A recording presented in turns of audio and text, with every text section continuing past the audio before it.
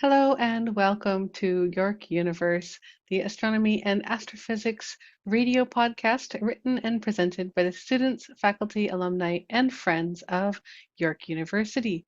You will now find us wherever podcasts are distributed. I am one of your hosts this evening. I'm Dr. Elena Hyde, and I'm joined tonight by a special guest, John Wilmot, who I'll be introducing in just a minute. We are, in fact, broadcasting live from the Allan Carswell Observatory located at the Keele campus of York University in Toronto, Ontario, Canada. Just as a note, York Universe broadcasts live every Monday night at 9 p.m. local Toronto time or 1 a.m. Universal time, Tuesday, that is, at York U Observatory on YouTube. We also run in concert with our online public viewing, or as we call it, the OPV, run by our amazing observatory staff. So if you are watching us live on YouTube, feel free to say hi in the comment section. And if you're listening to this as a podcast, feel free to wander over to YouTube and check out the comment section if you want. That's where all the live images are from the telescope and our archival images. To navigate to our live show, find out more about us, or come visit us in person, you can always see our website, yorku.ca/science/observatory. You can follow the online link to YouTube to get back to the YouTube channel from anywhere on our site. And if you have any questions or comments about past shows, suggestions for future topics, you can always email us at observe@yorku.ca and find us on Instagram at Yorku Observatory, Facebook at Allan Carswell Obs, and of course over on PixelFed at Allan Carswell Observatory, just to keep all that straight. All of our programs, including this one, are free. But if you'd like to make a donation, we would certainly appreciate it. You can always see the donate button back on that same website, yorku.ca/science/observatory. Our crew is monitoring the YouTube chat for questions, and we do look like we're having some fair weather tonight. It looks reasonably good. So there's a good chance we'll be able to bring in some live images from the 1 meter telescope over on that YouTube channel. Now, to get us started here, I do have a special guest, as I mentioned before, John Wilmot. John is joining us tonight for all kinds of great reasons, but he's actually had an interest in astronomy for quite a while, as I understand, all the way from childhood with Cub Scouts, and he's had some serious telescope involvement with his local astronomy club, completing the Royal Astronomical Society of Canada's Explore the Universe program, which I heartily recommend. He's been sketching the 110 Messier objects. He's a member of the Barrie Astronomy Club, and he's presented on all kinds of fun astronomical topics delivered at the Barrie Public Library. And of course, he has very recently, this summer, joined us for the Astronomer in Residence program at the Allan Carswell Observatory. So he was out at the Killarney Provincial Park this summer, and you can read all about his blog over on our same website. So that's yorku.ca/science/observatory and then /air, and just go to the Astronomer in Residence blog. You'll be able to find it all about it. Now, I'm going to ask him lots about it later, but John, thank you very much for joining us. How is the stargazing weather in your neck of the woods? Well, hello, Alina. The stargazing weather in my neck of the woods looks great. Unfortunately, I'm not out stargazing, but I'm Uh, happy to well, be well, sitting here talking to you. And if we can't be doing stargazing, it's good to be talking about stargazing. well, we'll hope to combine that a little bit, of course, with the live part of the show on YouTube. If we can bring in live images from the 1 meter, we'll be able to pull those through. But we can always enjoy talking about all kinds of astronomy stuff. And this show is traditionally started with a little bit of history. So I thought I would go ahead and start us off with a slight historical tint, and then we'll take a complete detour and spend the rest of the show talking about Killarney and dark skies and fun things. Okay, I do have a couple of history things I prepared because I'm a listener of the show, so I know how the program works, and there are just a couple of things in history this week that I wanted to talk about if I could. Oh, wonderful. Absolutely. Well, tonight is October 27th. We're very close to Halloween, or as I like to call it, the most astronomical of all the holidays. I would love to hear what you found. Um, okay. The two things. One, It's October 25, so we're just a couple days past it, but October 25th, 1671, Giovanni Cassini discovered the moon Iapetus. So, Wonderful. yeah, so he was a very 1671, he's a very early astronomer, a little after Galileo, but still in the very early days. And the interesting thing about Iapetus is it's one side is dark and one side is very bright.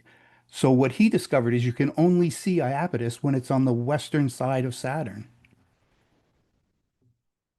That is very, very cool. And of course, Yeah, he 16 1671. 1600s, Yeah. 1671, his telescope would have been very, very different from what a lot of our astronomers and hobbyists know today.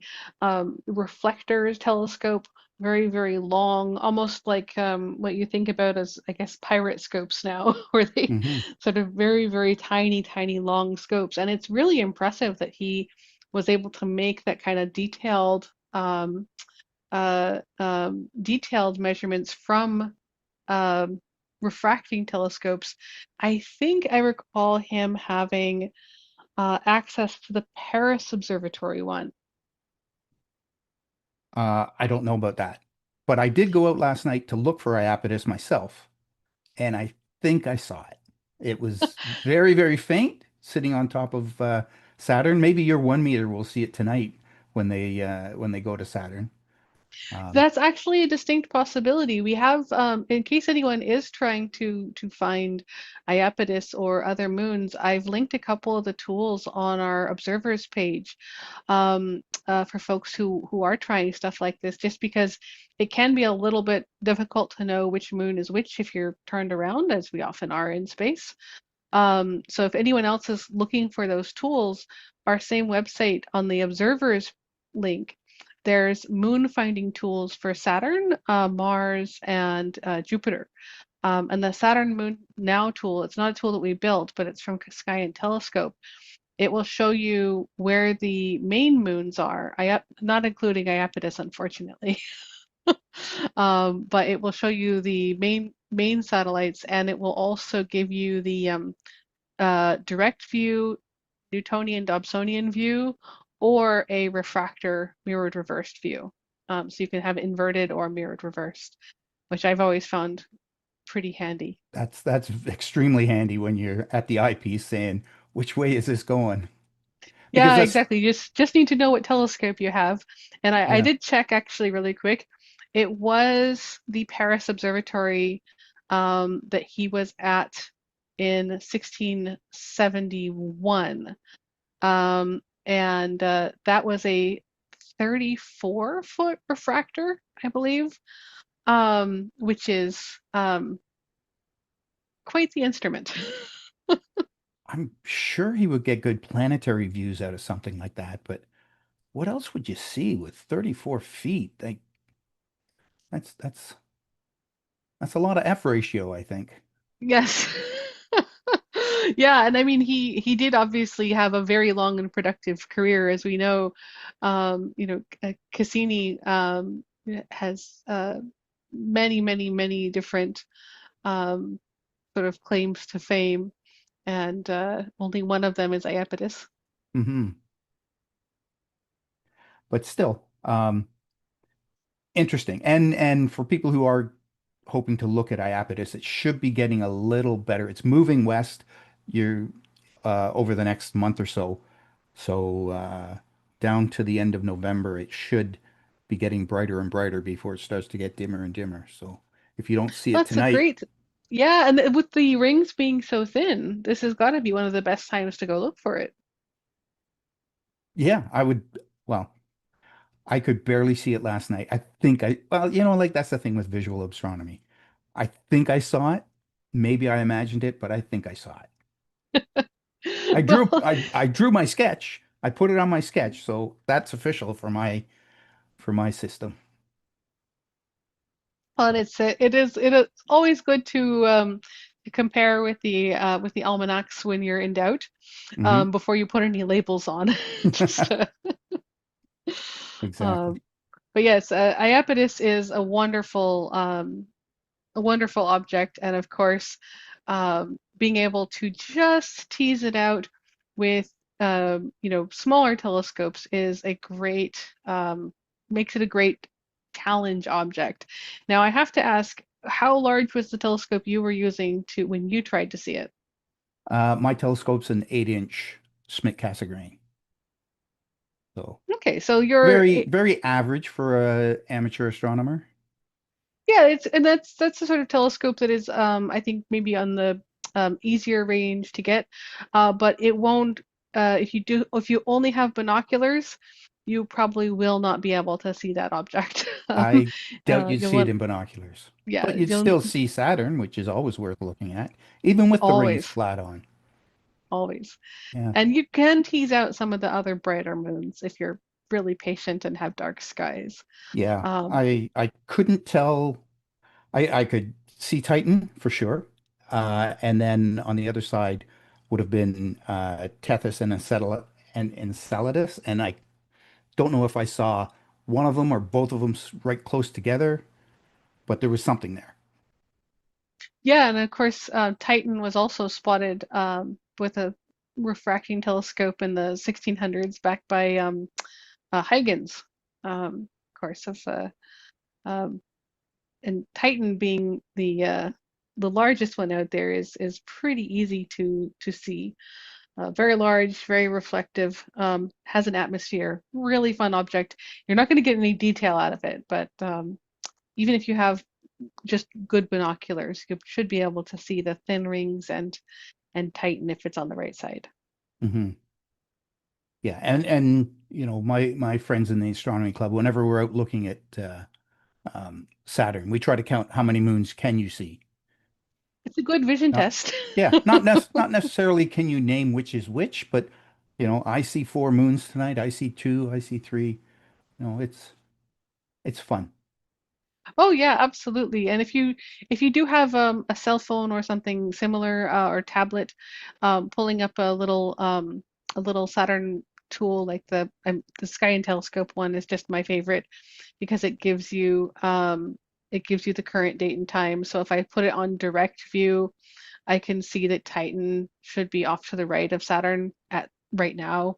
If I want to, I can also see that it's like, okay, I can see Titan, and it looks like Rhea is on the other side, Enceladus, and then Tethys and Dione. So at the moment, they're all nothing's hidden behind Saturn in terms of the major moons, at least. Hmm. Well, with Uh, Saturn, there's always apparently there's 250 of them now, so oh boy, some of them are going to that's be a hidden. That's a good contest to hold. How many moons does Saturn currently have? They're always finding more. I It's an ongoing sort of joke because if you think you know how many moons Saturn has, just add one for 'cause someone's probably discovered another one in the meantime. Hmm. Um, but yes, Saturn is a great object, and of course, being part of that icy outer solar system, it has a lot of really interesting moons with a lot of really interesting properties. Yeah, and it's so well positioned right now. This is Yes. the time to get out and look at it. So my second historical event is much closer.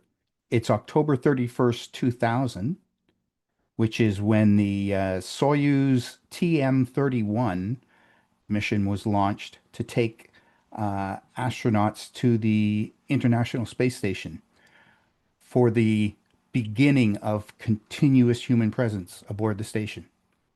Oh my goodness. So I might be That's stealing a little right. bit. I might be stealing a little bit from Paul, who will be up next week, I'm sure, to talk about the importance of, for the last 25 years, we've had less than 100% of humans on Earth.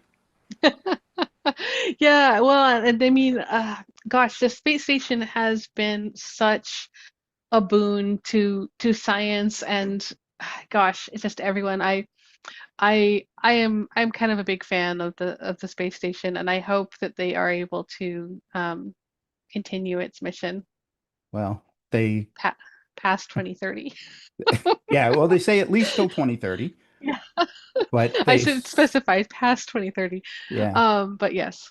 they seem pretty determined in their plans. They've got a whole web page up on this is the future of it, but they don't say when. They say at least into the 2030s or past 2030. So hopefully it will last a little longer. And I think it really depends on how fast private companies can get their stations up Yeah, because and if they're able to repurpose it instead or something, or someone maybe someone buys it, um, oh, who knows? they got a real detailed plan on how they're going to crash it. They're going to build a special rocket I know. to make it crash. I know, it's so sad. Especially if I mean, and it has been up there, as you say, now for quite a while. Oh yeah. The International Space Station has been one of those favorites for, I think, a lot of folks. It's been a great one to spot. Try to get the space station crossing in front of the moon. There's been some wonderful astrophotography, and there's space station trackers for folks who are just outside and they want to know what that really bright thing is that flew by. It's been a really great one. You could go out in a star party and wave to the astronauts if you have your timing right. Yeah. And everybody loves to see it, right? Like, I mean, when we're out, somebody will always say, "Hey, 2 minutes, the ISS is going over," and everyone wants to see it. Like you see Yeah, exactly. so many other space junk thing. I guess they're not junk. They're important, valuable satellites, I but think some of them we can call junk. I think the ISS is the crowning jewel. Yes, absolutely.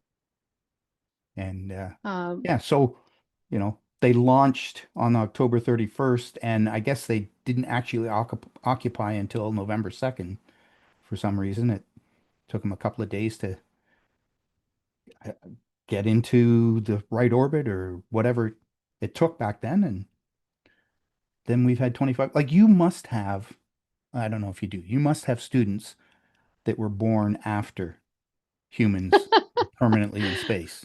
2000? Yeah. Yeah, yeah. I mean, it's one of those things you just keep getting older and then the students seem younger and younger. But I do, 2000 was 25 years ago, so anyone starting at the age of coming in as an 18-year-old would be younger than that. So I guess this time for the space station to graduate. Well, yeah. But yeah, and I mean it really, I think that's a good lead in because of the one thing we should mention is the amazing experiments that have gone on the space station. It's not just continually inhabited, it's they've done astrobiology, physical sciences. There's been crazy experiments in material sciences, and we wonder where some of these really cool developments have come from. A lot of it has come from developments that were used in things like the International Space Station. Where did Wi-Fi come from? These radio telescopes in Australia. But meteorology, space medicine, life sciences, and then of course astronomy all over. There have been so many astronomy experiments. I couldn't even name them all. And recently, it was just a few years ago, they finally got a coffee machine up there too, which makes it a real proper science lab. Yes. Yes. And perhaps one of the biggest contributions is just the fact that it is international. It's really the first truly international um, space agencies, like the Canadian Space Agency has done a lot there, Yeah. European Space Agency, Japanese, like all nations of the earth have contributed and been a part of that. And if you read the science fiction, at some point, Star Trek idea of, nationalities don't matter anymore. We are the Earthlings, and then we've got the whole rest of the galaxy to explore. Yeah, it's always nice to see that it's like, hey, when we're working together and we cooperate, we can do just amazing things. And I did, it was particularly great to see, of course, from Canadian perspective, we had Canada arm up there. And, there have been so many just amazing moments from, Chris Hadfield's David Bowie cover all the way through to, you know, just amazing ISS things that have happened over the last, gosh, 25 years is a long time. 25 years. And yeah, they're like it's been so good for science and it's also been so good for PR for NASA and space programs that you could have people like Chris Hadfield who is such a charismatic proponent for it, and you get those relay conversations with astronauts that are actually in space talking to students and it's great for public outreach as well. Oh yes, and actually, speaking of public outreach, I think I'll cut in with my space science history moment here because we do have an outreach moment happening. If you're joining us live, we actually managed to capture Comet Swan in the 1 meter. Now, my space science history tie-in is, of course, comets are great for this because there's been so many amazing comets.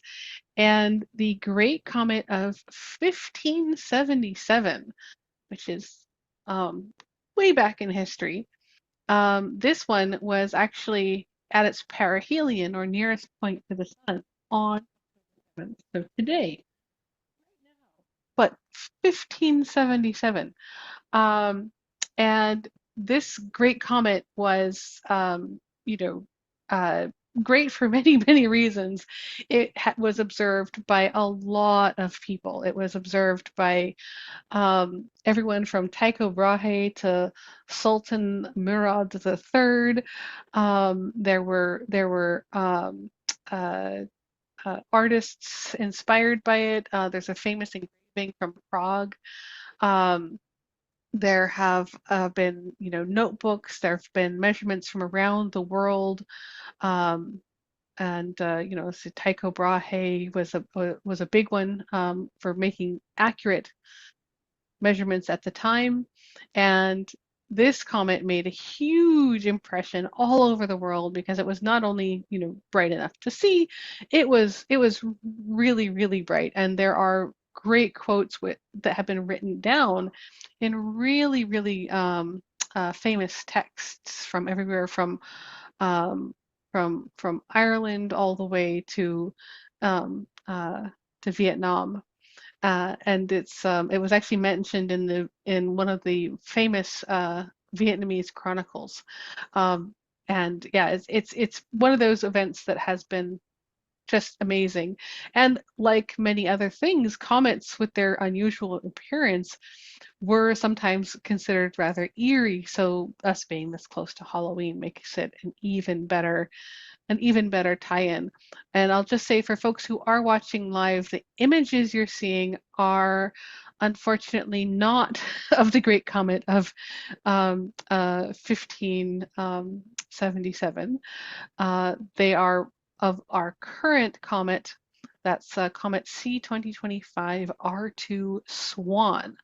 Now, this one is not bright enough to light up the night sky. It's magnitude 6.6 in Aquarius, which is a bit on the dim side, especially if you're around Toronto, like unfortunately York um, University is, and I am as well. So magnitude 6 objects are just too dim to really actually see. With your naked eye, most of the time, you need to get into really, really dark skies, and even then, you'd probably benefit from a pair of binoculars. But a little piece of good news, if you have one of the newer smartphones, the dark view or night vision pictures have gotten substantially better. And there's a good chance that even if you can't quite make it out, you might actually be able to set your phone to dark mode where it'll hold the shutter open and get a picture of it. Um, so it's a little bit of astronomy history slash comets, but also current news. Yes, I was out looking for this comet last week, and Well, it I has gotten brighter, a little bit brighter. yeah. Well, I was out Um, just with binoculars and not even astronomy binoculars. They were bird watching binoculars, so they're not grabbing a whole lot of light. But again, I think I saw it.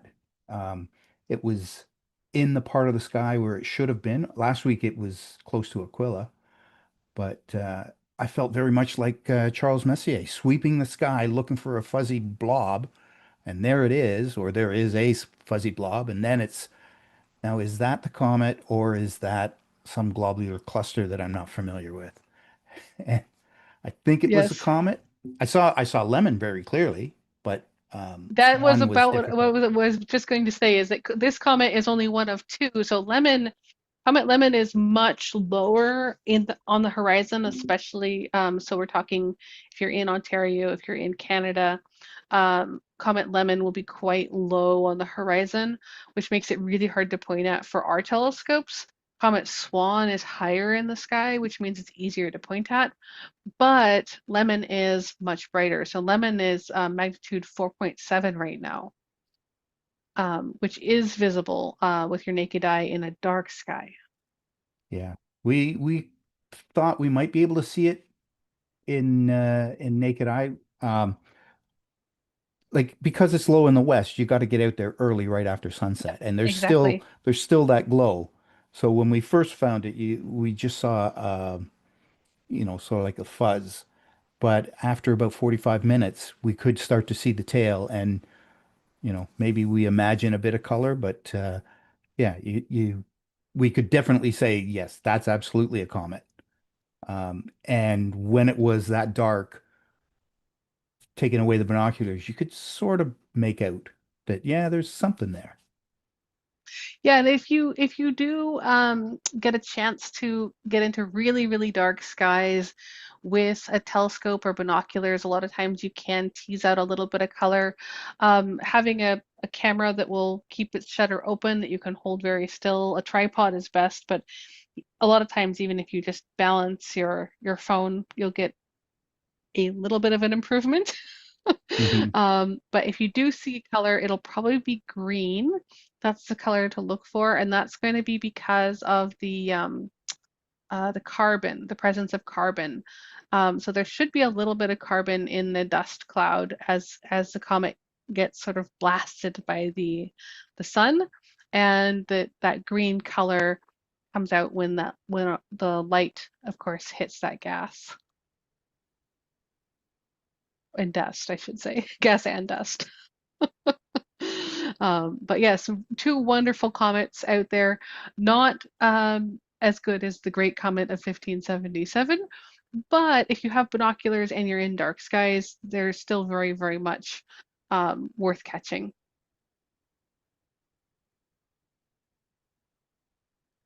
Now, John, are there any other comets that you're keeping an eye on? Um, no, those are the two that I saw, and I'd really love to see that UFO that's gone behind the sun. Maybe when it comes out again, I'll look for it. But I saw a Paul's going to hate this, but I saw a online some newspaper somewhere was actually quoting a Twitter feed of a guy called Dr. Truth, who was claiming that it's Oh, clearly a spaceship. So, that's authoritative in my book. If it's oh on dear. Twitter by Dr. Truth, how could you argue? Well, I don't know that it would benefit you to argue with that particular account. Um, Oh, it is worth noting that if you have an interesting object you're interested to follow, yeah, making sure that it hasn't gone around the other side of the sun is a good one. Because our sun tends to be way too bright and it will block us from seeing things like Mars, which is on the other side at the moment. yeah. But it is so disappointing that you got to call it a spaceship for it to be interesting to some people. Well, I mean, I have heard the Earth referred to as a spaceship, which is not technically untrue. It goes through space and we're in it or on it, I suppose I should say. But, how we describe things does kind of matter. And it's like, hey, we have evidence for it being a real alien. All the scientists are going to be so excited, you guys. We're going to jump up and down and tell you all about it. But when there's no evidence for it, You have a even more fun mystery of saying, well, what is it then? And if you have a really cool, interesting comet that's doing amazing things and showing you cool green outgases from carbon, you would miss that mystery if you just said it was an alien and left it at that. So you actually get more mystery to solve if you go with the facts. Yeah. And I mean, there's already so many amazing, interesting things to see. Oh Uh, yeah, and the truth is stranger than fiction.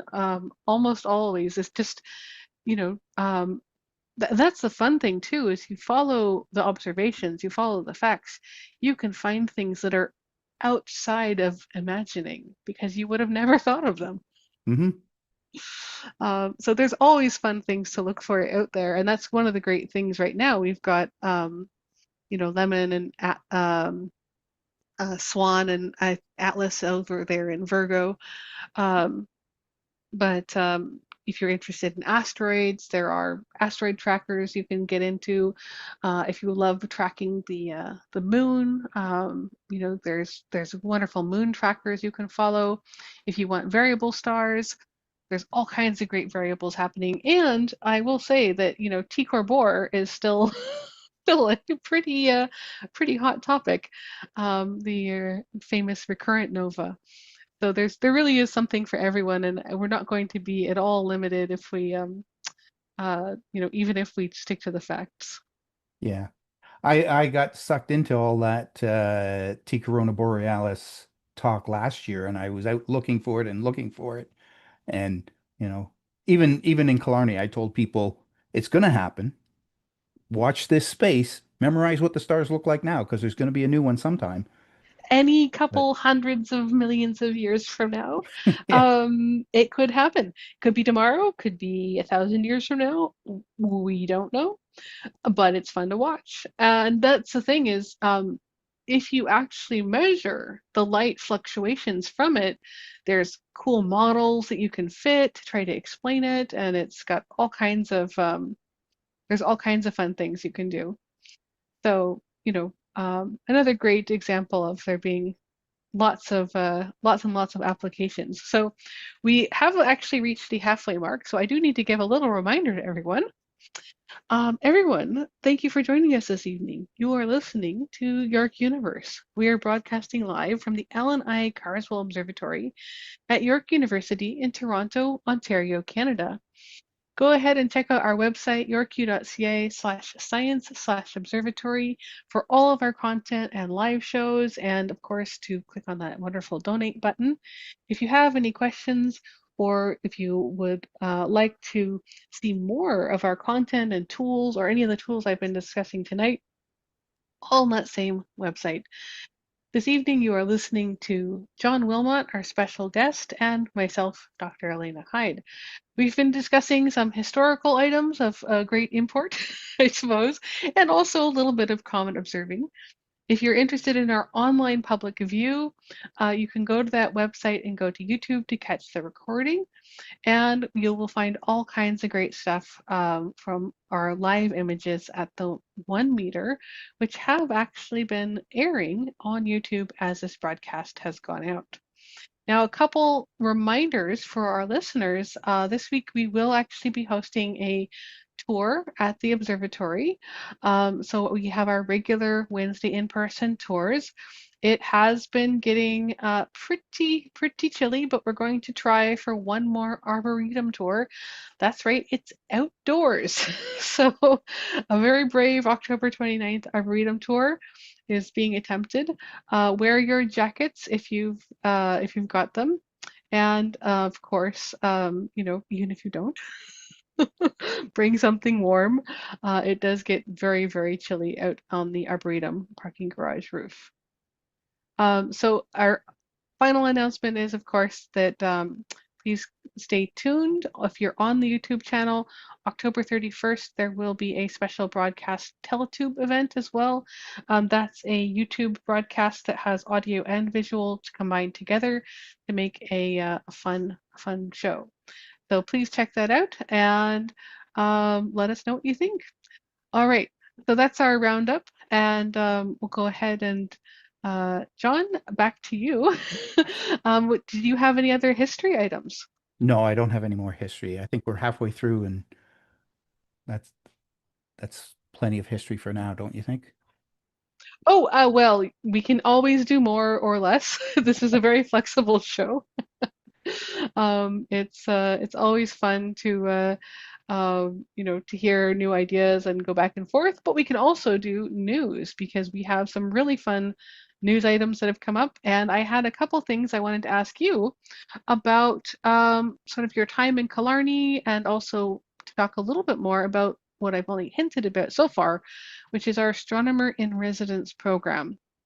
So we've talked about um, dark skies a little bit and their importance, and a little bit about stargazing so far. But we'll go ahead and go backwards a little to earlier this summer, and John was out at the Dark Sky Preserve of Killarney Provincial Park helping us with programs as an astronomer in residence. If you don't know about the program, it's all on the website. There's a blog that everyone fills out, but basically, astronomers are sent to the park to run programs for the public, and they can be there for either 1 week, 2 weeks, or 3 weeks. And John, you were there for 1 week, and from the dark skies of Killarney, you were able to see all kinds of great objects. So I think I'll go ahead and ask a question that was I was planning to ask you a little bit earlier. But when you go out to do your observing, do you have any tips for beginners? Um, well, I guess if you're a pure beginner, I would say uh, try to start with things you can already see.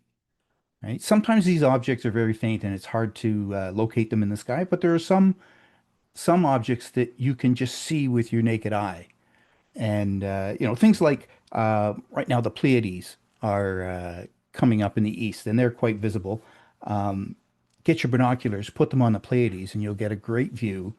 Uh, and you'll ask the age-old question of why is it called Seven Sisters when there's so many more than seven? But you can see in a good sky, you can see Andromeda. You can probably see the double cluster in a lot of places, which is between Perseus and Cassiopeia. And of course, Saturn is beautiful this fall. We're in a great spot to see it. You can't really miss it if you just sort of look in the southern sky, look for the brightest thing there. And now we've got the moon for the next couple of weeks. So I would say if you're just starting out, start by looking at the things you can see. Put your binoculars on it, put a small telescope on it, and you'll be amazed at some of the details that pop out. So yeah, Yeah, that's absolutely. where that's what I would say if you're a very, very new beginner. Beyond that, I have really enjoyed following lists. I did the Explore the Universe program from the Royal Astronomical Society of Canada, which gives you a great introduction. If you're a new astronomer, I would say hunt down that list. If you can find those objects, you'll you'll have a good amateur astronomy foundation to go look for other things. Right now, I'm working on their list of double stars, which may not be the most interesting to everyone, but I'm enjoying it. The main thing I like about the double stars is I can see them. My eyes are not as young as they once were, so I always wonder what am I really looking at, especially when I did the Messier objects, there were so many things that were just it's just something fuzzy in the eyepiece. But with double stars, I can see them and I can put on more magnification and separate them even more. And you're getting color, you're getting magnitude differences. So that's what I'm working on right now. And I just like to have a list of these are good things to look at. If I don't know what I'm going out to look at, I just end up looking all over the sky and I kind of get lost. That's a really good point. And that's, one of the things that can help is if you have a nice planisphere or something to lean on a little bit, a good star map. The comet information that I like to get right now is from a website called theskylive.com, which is free. But a lot of folks do find it easier to start off with something like the stellariumweb.org, which is also free, but it shows you the constellations. And if you are starting to plan your night before you go out, finding it with something like a star map or a solarium map with the constellations on, you can then do some star hopping tricks where you kind of use one constellation to get to the next, to get to the next, and then you don't get lost. So even if you're out there with binoculars and no tracking, you can find your way around a little bit. But that's an excellent point. Starting with the things you know or can see first is a great way to go. All right, so I have a few more questions for you. I think you've covered some of your objects. Are there any other favorites that you have personally? Um, personal, my, okay. So my personal favorite object, and it's kind of dumb, is called the double double. It's in Lyra. It's right next to the very bright star Vega. And what it is it's a double star. When you look at it in binoculars, like when you look at it in the sky, it looks like a single star. Some people say they can see two, but it looks like a single star. When you put binoculars on it, it definitely splits into two bright stars. But if you go up in magnification, if you get a telescope and you start going up in magnification, once you get to about, you know, 200 times, those two stars in that double also split. So each of those stars is actually a double in itself, and that's why it's called the double double. And for somebody with a scope my size, 8-inch telescope, it's a good test of, what's the capability of your telescope? Can you split the double double? And that also gives you a way to read what the seeing is, how much turbulence is there in the air that disrupts your ability to see fine detail. So I've always loved the double double. Somebody pointed out to me years ago when I first got my scope, and I always like to go back to that. Yeah, it's a wonderful constellation. I think especially for astronomers with us staying up all night, quite a few of us have gone out and gotten a double double. So it's a great segue, and I know our crew is a fan as well. So our 1 meter telescope will be going out to point at the double double and see if they can bring it out this evening on the live show, so that we can get some good imaging coming through. So the double double is, I think, a great object, and for exactly the reasons you mentioned. It's really fun for amateurs. It's fun with binoculars. If you have a larger scope, it's also fun. And it's really fun for professionals as well, because everybody loves double stars. Yeah, so I can see on my screen, I can see two stars, but those two stars is actually four stars. Yeah, and exactly. And that's as you go through, zooming in on, um, you know, each individual binary, you can get all kinds of fun stuff. So I think we've covered a lot about sort of recommendations for amateurs and enthusiasts. Maybe I'll switch up and ask you a little bit about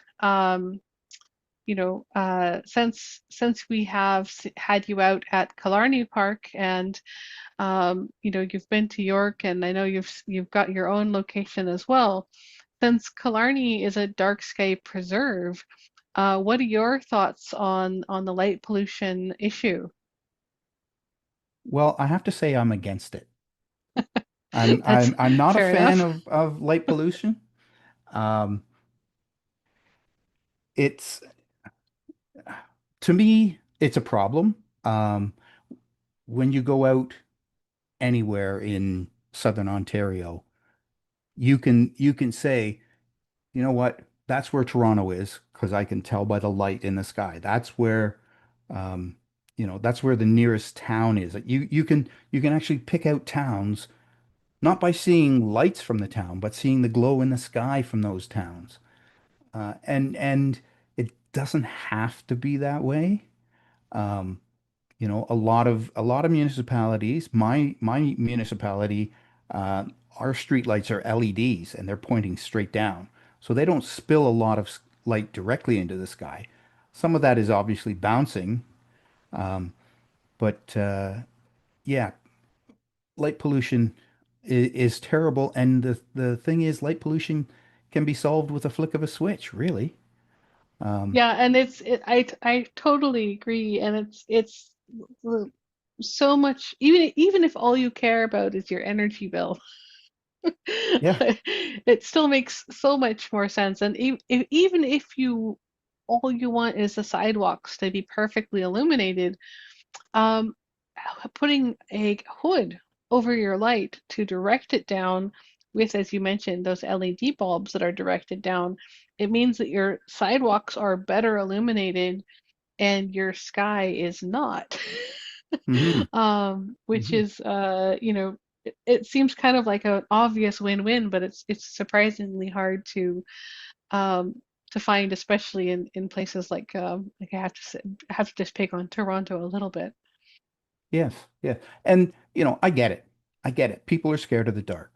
They don't need to be, I don't think, but people are scared of the dark. So they want lights and they want their homes lit up and they want illumination and there's a misconception, well, maybe not a misconception, but there's a perception that the more light I shine on my house, the less chance uh someone bad is going to come by and do something.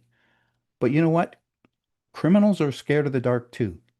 So when you put lights on your house, you're giving light to them to do whatever they're going to do. Um, Well, and even if you just go for human health, light pollution, as we know, is a problem for astronomers, but it wreaks absolute havoc on the animal world. Things like the insect population decline and bird deaths and all kinds of stuff. Amphibians um, have been well documented by scientists and biologists as being heavily impacted by light pollution. And as a side benefit, places like Killarney, they've documented a recovery for all of those populations, insects, amphibians, birds, because it's a dark sky preserve. But what they also measure is a dramatic increase in the human mental health, actually. Huge improvements just based on the having darkness at night, having your night skies naturally dark. It just turns out that it happens to be really good for our brains. So it's good for us too. yeah, and so many children are given night lights. I don't know if that's a great thing for them, but Well, I I'm think no I'm no expert in that you area. should But have a red light at least, so it won't ruin your night sure, vision. sure, give them a red Take a light. red flashlight. Don't wreck Right? your night vision, kids. And that's what I Um, that's what I was telling campers last summer is if you can get a red light, that's much better than walking through the campsite with the bright white light.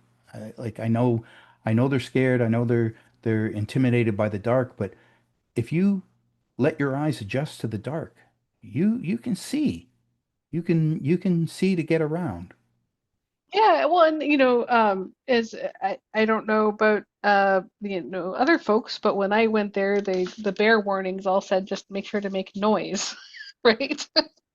So, bring noise rather than extra lights. So, but yes, and I think we have time to maybe segue into just a couple quick questions for you based on your time at Killarney.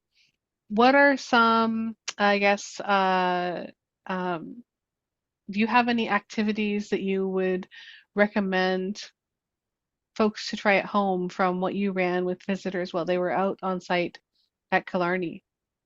So at Killarney, we are doing astronomy, but it's not just nighttime astronomy. There's also a solar viewing, a daytime look at the sun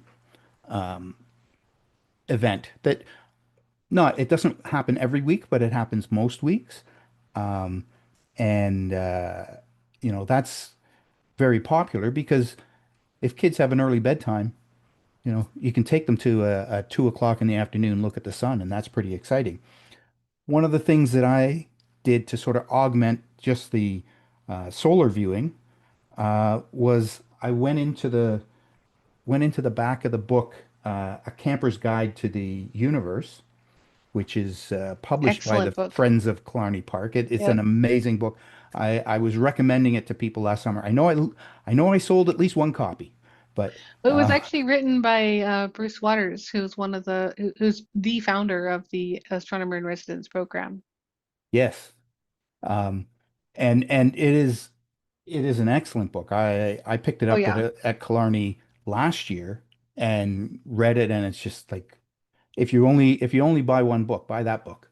And you can get it online. I was looking today. You can get it from the Friends of Killarney Park website. You got to search for it because it doesn't come up in the regular books. But if you search for A Camper's Guide to the Universe, you can find it there. But in the back of it, he has a solar compass, which Yep. the folks at the park were kind enough to print out a bunch of copies, and we just use that to, you know, find what time of day it is, find if you're on daylight savings or standard time, point that time at the sun, and this will point you in the direction of south, which I thought was a valuable thing for campers.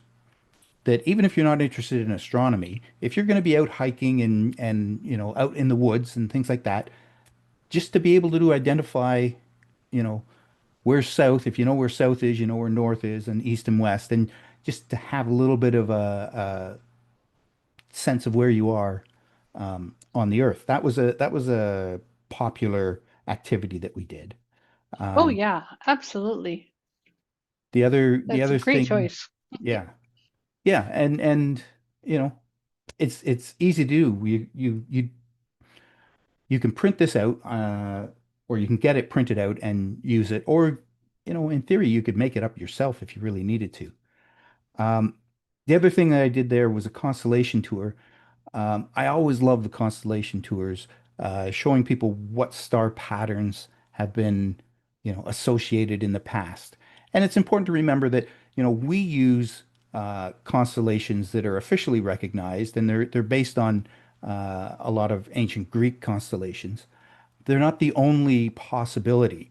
And at Killarney, there is a map of Anishinaabe constellations, which is overlaid on the old Greek ones. So you can say, okay, I see that, in Greece, they saw this as a little bear. Doesn't look like a bear at all. But the Anishinaabe saw it as a loon. And it's like, oh, yeah, I can see that looking like a loon. So, just because we have official constellations doesn't mean that they're any more right or wrong. It's just if you want to talk to any other person in astronomy, you got to use the official name. But there's lots of other Yeah, shapes in the exactly. skies that different cultures have chosen to be a constellation. Yeah, and it's really interesting to find the constellations for where you are as well, because a lot of times those constellations will have a lot of history behind them, really interesting history that's unique your location on Earth. And that's one thing I love about the constellations, actually, because here we are in North America. I moved here from Australia, and if you use the IAU constellations, uh, yeah, they give you some information and you can navigate around. But you come into Canada and you find the Anishinaabe, as you say, constellations. They tell you things about specific animals and migrations and star lore for here. that you see here in that way. And a lot of the constellations, the indigenous constellations in Australia were the same. And so it can be really valuable to understand how these constellations were used if you're interested in astronomy or history or just really awesome stories about how things work and uh, why things are the way they are, which is just wonderful and fun. So a lot of those star maps here in Canada have been compiled by Annette Lee, and I believe there's some of them are still up on her website as well. Native Star Watchers. So if folks are looking for those, that's where I usually go. Yeah. And, it reinforces that, first of all, these stars belong to all of us and none of us, really. And I always think that the constellations that you pick out say more about you and your culture than they do about the stars. Because let's face it, the stars in a particular constellation, really, most of them have no relation to each other at all. It's just in our line of sight, it kind of makes this pattern. Exactly. Well, I suppose with the notable exception of the Pleiades, which Yeah. you mentioned earlier, which actually were, since this is the Halloween week, I have to mention the Pleiades were the original Halloween constellation, of course, on the cross quarter day for Samhain many, many years ago, thousands of years ago. So if you're looking for a particular Halloween constellation, that would be my choice. Well, there you go. Um, All right, so we are approaching the end of our show. I suppose we only have a few minutes left. So I thought maybe we'll end off with any take-home messages that you might have for either people who are maybe planning to attend the Astronomer in Residence program out at Killarney, or maybe even for people who are looking to apply. Okay, I'll try to be quick, but yes, definitely if you're planning to go to Killarney, with any provincial park, uh, since COVID, they are full. So book early. You can book 5 months in advance, and popular places, they fill up very quickly. So if you're thinking of going, book early. If you're going to Killarney, you can't go wrong anytime. Just know that May and June, there are probably a lot more bugs than you're used to in Toronto. Hmm. Um, if you aim for the August or September timeframe, it can be spectacular up there. The second thing, if you have them, bring binoculars because you'll be amazed at what the sky looks like. And then when you put your binoculars on them, it's even better. And of course, if you're camping, binoculars are always useful for birds and wildlife and just anything. And if you do go to one of the astronomer in residence programs, ask questions. Ask the dumb ones. Ask anything you have to ask about because that's what someone is. That's what we're there for as the astronomer in residence. It's is to help people know more than when they came. And I got some very good questions asked of me. Maybe I didn't answer them as well as I could have, but I did my best, and it gets people thinking. If someone is looking to apply to be an astronomer in residence, first of all, don't take my spot because I want to go next year. Second, don't be shy about asking. You lose nothing if the program says no to you. I mean, I'm not an astronomy student. I don't have any degrees or any formal education in astronomy. I just have a very keen interest. And all last year, my friends would say, "How can you be the astronomer in residence? You don't know everything." And I said, "I don't know everything, but I know more than the average person, and maybe that's enough." So Nobody knows everything. nobody knows everything, but I mean, I mean, let's face it, the astronomer in residence before me, two of your students are PhD students in astronomy. They know more than I do. I'm perfectly willing to admit that, right? And I know you were a astronomer in residence as well. So I'm probably the least qualified person, but I managed to get in. So if someone listening to this podcast is interested enough in astronomy to be listening to this, maybe they could get in. There's a process that I had to go through. I had to, Yeah. prove myself. But You did all the training and you made it through. So yeah, and it's a good point to drive home is if you're really interested and keen, a lot of times there is a good pass through. So yeah, yeah. And it's a lot of fun. It's a lot of fun. You get to meet campers, talk about you get to talk about the stars. What's more fun than that? I can't think of anything offhand, really. Other than maybe being under the stars and getting to see them. So we'll probably have to wrap up there. And, I hope everyone listening will take home the idea that, all things are possible. They're just not all equally probable. And thank you, everyone, for joining us tonight for our York Universe show. It is time to end off. We're closing up our telescope broadcasting domes for the evening. You have been listening to York Universe, the astronomy and astrophysics podcast, written and presented by the students, faculty, alumni, and friends of York University. The hosts this evening have, of course, been our wonderful guest, John Wilmot, and myself, Dr. Elena Hyde. This podcast and all of our past episodes are available on Spotify and Apple and wherever podcasts are distributed under Allan Carswell Observatory Presents York Universe. You can always connect with us on Instagram, Facebook, or on PixelFed. It's either Allan Carswell Observatory or YorkU Observatory. And of course, our website is yorku.ca/science/observatory. We have lots of wonderful content there, and of course, free tickets for our free Wednesday night viewings. Thanks for tuning in this evening. Clear skies, and have a good night, everyone.